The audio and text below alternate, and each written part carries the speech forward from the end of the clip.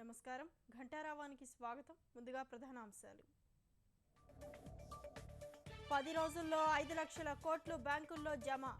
నల్లధన నియంత్రణ చర్యలను ప్రజలు స్వాగతించారన్న మోదీ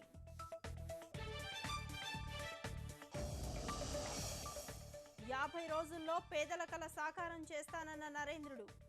దేశ ప్రయోజనాల కోసమే కఠిన నిర్ణయమని స్పష్టీకరణ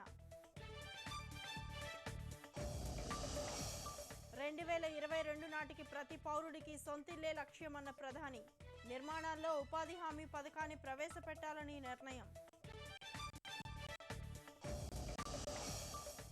యూపీ రైలు ప్రమాదంలో 100కు పైగా మృతులు ఘటనపై సమగ్ర విచారణకు కేంద్రం ఆదేశం